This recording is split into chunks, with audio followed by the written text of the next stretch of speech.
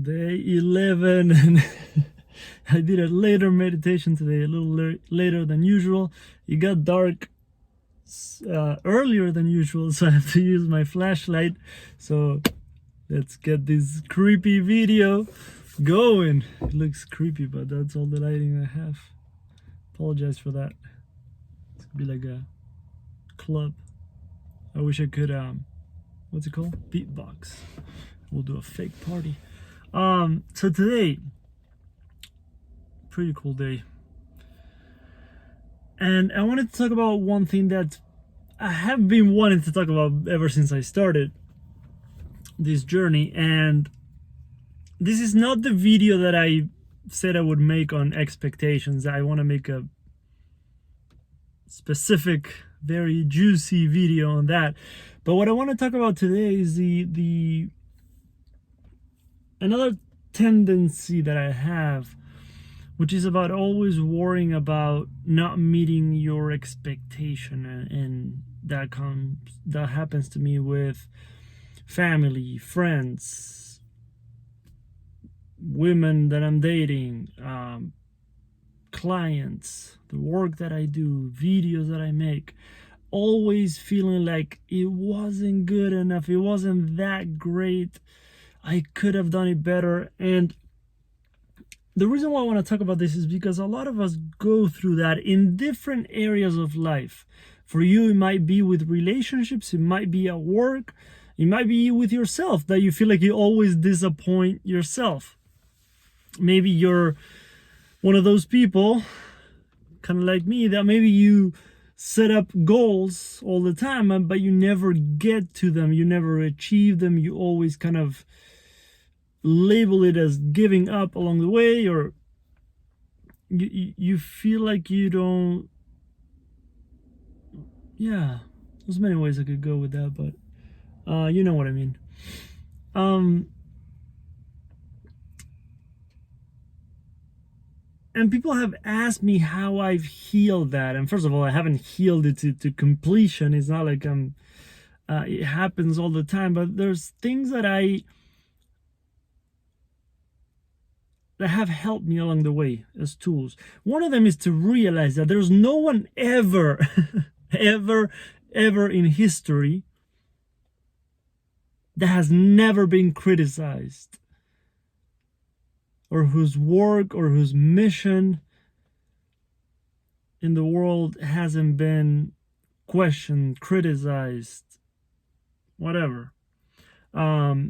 You think the greatest ones in history, like Gandhi, Mother Teresa, Nelson Mandela, Martin Luther King, like anyone you can think of, it's not like 100% of people on the planet agreed with them, supported them, loved them, right? So it's a nice, interesting, very, very fascinating ego trip that we have, that we think, okay, if I get a little better at making videos, maybe everyone who watches it is gonna like it. Or if I work, whatever you do at work, if I get a little better at it, everyone's gonna be happy with it 100% of the time. And there's guys that, it's funny how I've watched a lot of them because I find it fascinating.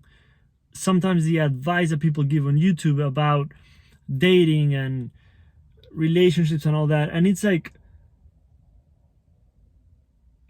I hate like pickup lines and all that crap. Like I really, really don't like that. But I still find some of those suggestions fascinating. And it's funny, even in relationships, we think, okay, if I learn a few more tricks or a few more things, more people are gonna like me. And it's like we're on a journey of trying to be accepted by more people, trying to be liked by more people, trying to not disappoint more people.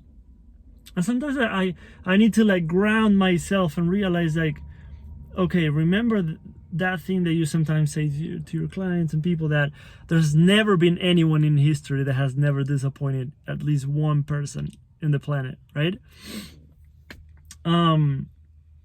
The other the other thing that's fascinating too, I was thinking with the videos that I make, right? There's always going to be someone who's not going to be incredibly impressed. And it's like in this video, I'm not sharing anything that's like groundbreaking, incredible, brand new teaching that has never been talked about in the universe.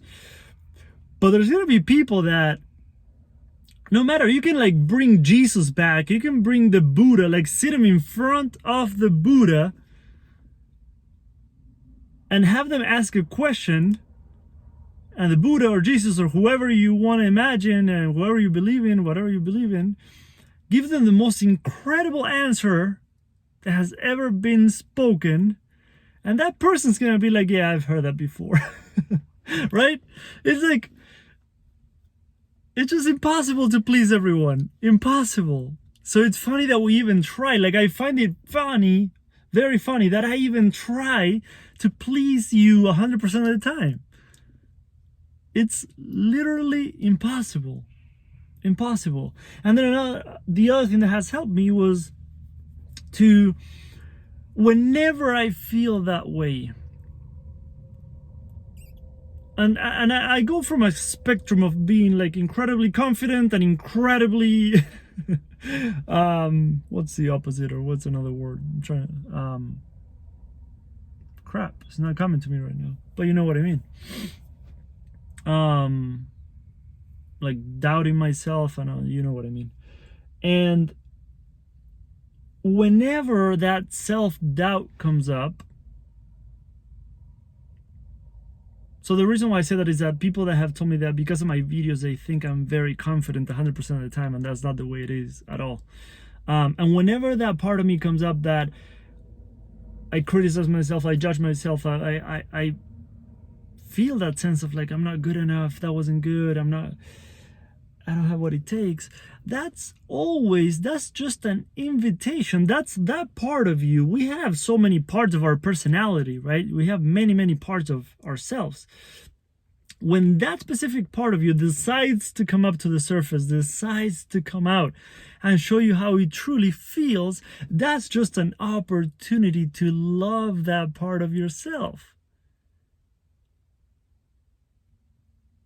That's why one of the most powerful books on spirituality is Matt Kahn's book, Whatever Arises, Love That. Even just that phrase, if you just use that phrase for the next year and just concentrate on that, whatever arises, love that. When insecurity arises, love that. Love the part of you that feels insecure. Love the version of you that feels insecure.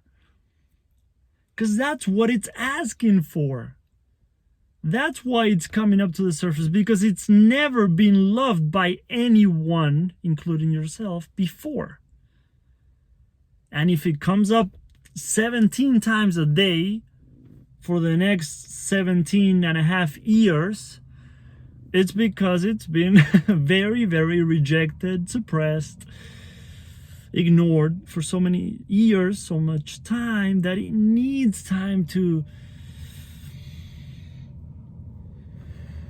feel that love. So that's another very powerful tool for whenever those emotions, those things come up, because they're gonna keep coming up. We have an illusion in a spiritual journey, a little funny illusion in self-development too, that, oh, I healed that, so it's never gonna come back. Trust me. It is gonna come back. There's always deeper layers. It's not like I'm asking you to just sit and expect it to come back again. And some things you heal and it's completely new, your relationship towards that in the future. But many things that I've healed, a new layer of healing shows up as an opportunity for me to take the healing even deeper and the self-love even deeper. And it's a fucking fascinating journey. Can be painful, can be crazy, can be overwhelming, but it's a beautiful journey. When you go through it and you look back and you're like, holy cow, I'm loving the person I'm becoming. I'm loving the fact that those qualities are now being loved, appreciated, accepted, welcomed, and bringing them out to the surface a little more. And I'm being more of myself. I think that's a fascinating topic. I gotta get going. I hope that helped. If it did, please leave a thumbs up. Leave me a comment. Let me know how your day 11 was. Love hearing from you. Send me a message or leave a comment. And I hope you have an incredible, beautiful day. I hope I didn't disappoint you. I'm just kidding.